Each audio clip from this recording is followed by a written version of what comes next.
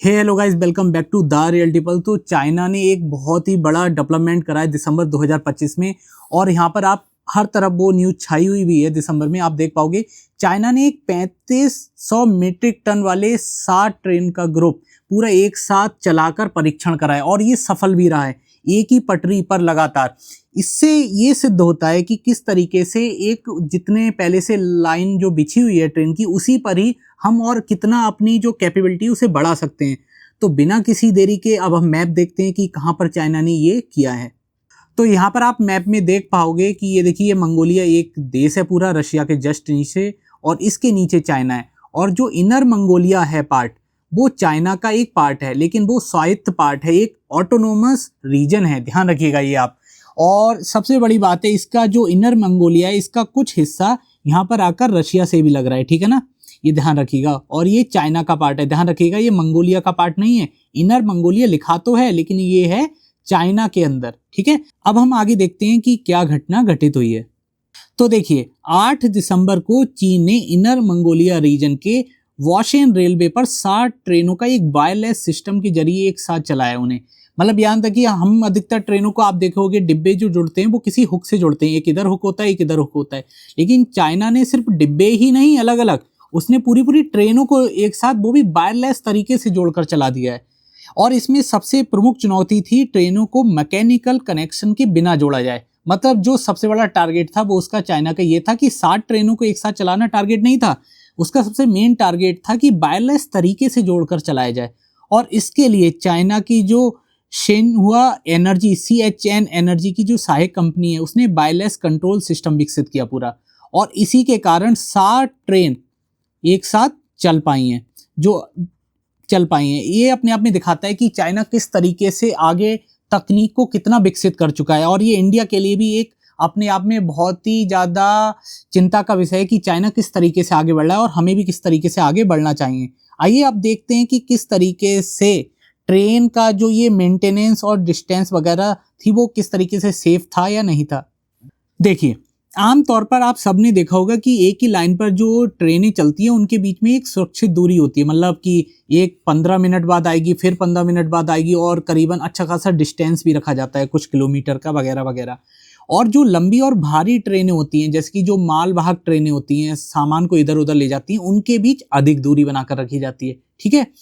अब क्या हुआ, इस टेस्ट के दौरान चीन ने बिना कूपलर्स वाली सुपर लॉन्ग ट्रेन चलाई, ध्यान रखिएगा। और ट्रेन ने लगभग 1 किलोमीटर की दूरी बनाए रखते हुए 60 किलोमीटर प्रति घंटे की रफ्तार से ये सफर तय किया है। ये अपने आप में बहुत बड़ी बात है कि दो ट्रेनों के बीच दूरी बस ज्यादा से ज्यादा 1 किलोमीटर की थी, ठीक है ना। ये लिखा हुआ है 1091 मीटर, मतलब 1 किलोमीटर के बराबर।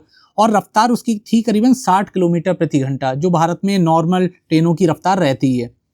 अब क्या है, जो सभी सातों ट्रेनों ने केवल वायरलेस संकेतों पर निर्भर रहकर एक साथ गति और ब्रेकिंग सिंक्रोनाइज की, किसी भी टकराव या अलगाव की घटना नहीं हुई। ये कितनी बड़ी बात है, मतलब सातों ट्रेन एक साथ एक ही तरीके से वो सिंक्रोनाइज थी, और कोई भी टकराव या अलगाव नहीं हुआ। मतलब कोई पीछे नहीं छूटी, या कोई बहुत आगे बढ़कर किसी से अलग ट्रेन से टकरा नहीं गई। ये अपने आप में दिखाता है कि चाइना ने किस तरीके से पूरा जो तकनीक का क्षेत्र है, उसमें किस तरीके से महारत हासिल करी हुई है।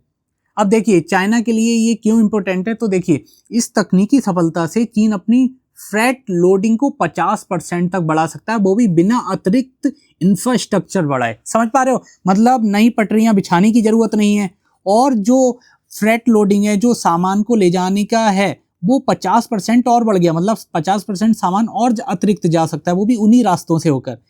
चीन रेलवे प्रणाली पहले ही भारी लोड और यात्री ट्रांसपोर्ट के क्षेत्र में अग्रणी है, ध्यान रखना, वो पहले से ही आगे है काफी, और उसके मुकाबले 50% उसने और तरक्की कर ली। देखिए, यहाँ पर डाटा भी लिखा गया है कि जनवरी से जुलाई 2025 में चीन ने 2.33 बिलियन टन कार्गो ट्रांसपोर्ट किया था, जो पिछले साल से 3.3% अधिक है। और तुलना के लिए अगर हम देखें तो भारतीय रेलवे ने वित्तीय वर्ष 2024-25 में 1.6 बिलियन टन कार्गो ट्रांसपोर्ट किया था, और चीन ने कितना किया था बताइए, 2.33 बिलियन। और वो भी कब, उसने खाली 6 महीने में किया है, ये ध्यान रखिए। और हमने कब किया है, पूरे साल में किया है, 1.6। तो इससे ये पता चलता है कि हम कितना पीछे हैं। दूसरी बात, चीन करीबन 50% और आगे बढ़ चुका है, तो हमें भी अपनी तकनीक पर इतना ध्यान देने की ज़रूरत है और इस तरीके के परीक्षण और टेस्ट करने की भी ज़रूरत है, ताकि जल्दी से जल्दी जब सामान जगह से एक जगह से दूसरी जगह पहुंचेगा, उसी कारण भारत भी विकसित हो पाएगा।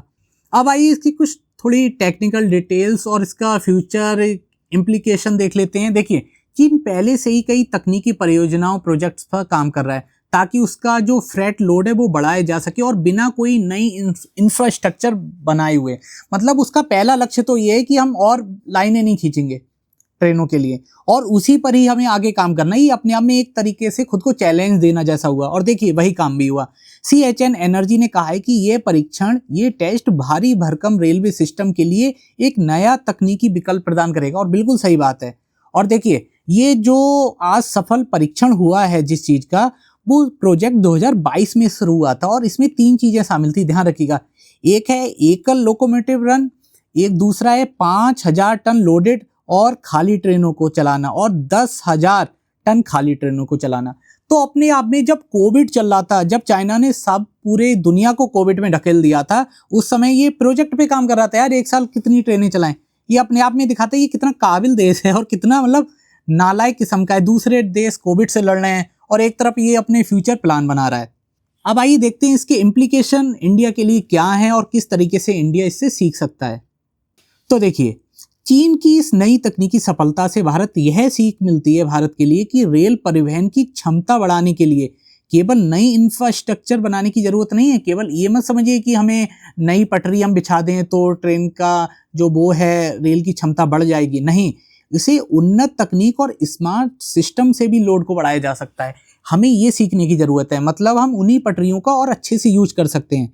और देखिए, भारतीय रेलवे भारी भरकम माल ढुलाई और फ्रेट ट्रैफिक में सुधार के लिए वायरलेस कंट्रोल और सिंक्रोनाइजेशन जैसी तकनीक पर ध्यान दे सकता है। ये सीधी सी बात है, हम उनसे सीख सकते हैं। देखिए, हम जीवन भर किसी ना किसी सीखते हैं, और चाइना से अगर हम ये सीख लेते हैं तो कितनी तेजी से आगे बढ़ेंगे। ये पाकिस्तान वगैरह, श्रीलंका वगैरह तो हमारे आसपास भी नहीं टिकेंगे।